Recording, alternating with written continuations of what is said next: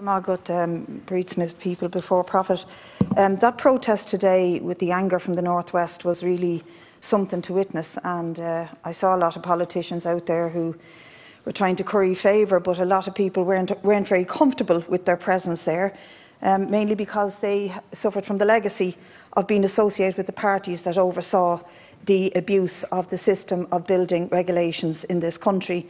The 5,000 plus families who were affected by the building blocks that were defective and contained mica, many of them supplied in Donegal at least by Cassidy's builder providers, showed a lot of anger, and when you speak to them, a lot of anger directed at the supplier. The supplier in a statement has denied all wrongdoing and blame entirely government lax regulations before 2013 on the issue. Now, to some degree they're right, this is the whole point, is the lax regulations, but that statement is also hilarious, that suppliers, builders, developers, any of them could claim that it was not their responsibility is hilarious, because anybody who sells a good, produces a good and sells it on has a responsibility to the consumer, has a responsibility to know what that good contains, how it's, what properties are in it and whether it's up to standard. But there was also a lot of anger from people I spoke to at Donegal County Council who continue to use the same supplier and have used them for many of their own social housing projects. In the case of pyrite, the 100% of the cost was paid. In the case of mica, the suggestion is to pay 90%. And there have been attempts to make this a Donegal versus Dublin issue. We totally reject that. And we support the 100% redress for all those affected. But we also support a tax to be levied on the profits of the building industry in the longer term. And the issue really is wider than Donegal or Mayo or indeed Dublin. It is estimated that there are 5,000 homes that could be affected in the northwest from the use of mica. Over 2,000 in Dublin have already been dealt with for use of pyrite at an average cost of €70,000. But a much wider and more pervasive issue exists with an estimated 100,000 apartments suffering from defective homes as a result of cost-cutting practices in the Celtic Tiger boom. There's currently a working group looking at this wider problem with homes, and its only remit is to have, in terms of a solution, is to have the option of setting up a low interest or zero interest scheme of loans for owners to fix the properties. It's estimated that the average cost here could be at least 15 grand for each apartment and possibly more. And interestingly, the group is chaired by Seamus Neely, who was manager of Donegal County Council between 2010 and 2020 when many of these homes were built.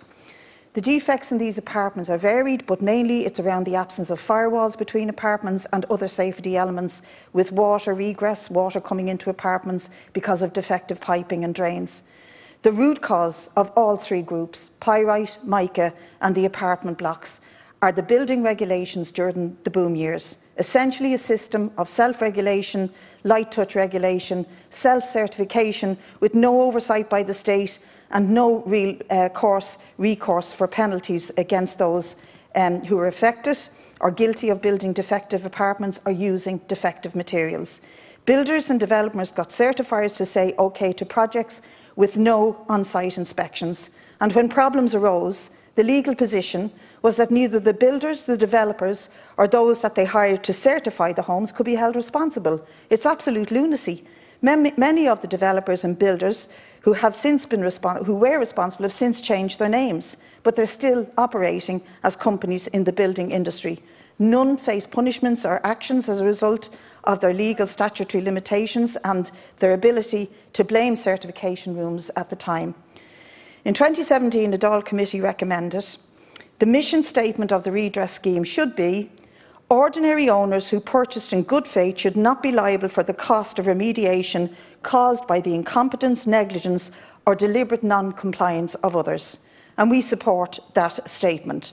And other demands should include that Building Standards and Consumer Protection Agency is developed to enforce building regulations independent of the builders or the developers and to make mandatory fire regulations and inspections on all building sites, and to extend the statute of limitations to run for years after the defects were first discovered.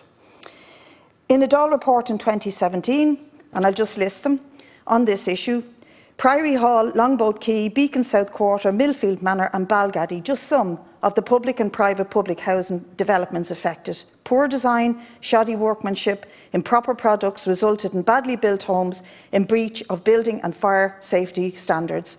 Greed, dishonesty and incompetence left many homeowners and council tenants with poor quality homes and hefty repair bills, and this could apply to the people of Donegal and Mayo today. All of this was made possible by a weak regime of regulation and compliance in which self-certification and limited independent inspections were the order of the day. We do not know the full extent of this legacy yet, but the key issue here is that light touch self-regulation is no regulation at all, and what is to be done is that it is not good enough for this government to oppose the Sinn Féin motion, or not to oppose the Sinn Féin motion tonight, but you must come out and commit to the responsibility that you have to the families who are affected, to 100% redress and to pay for the tests in full. And we believe you should levy a tax on the profits of the building industry to pay for all of this. And learn lessons. Doing the same thing over and over again, Minister, and expecting a different result is the definition of insanity. Today, you've lifted specifications on apartment sizes.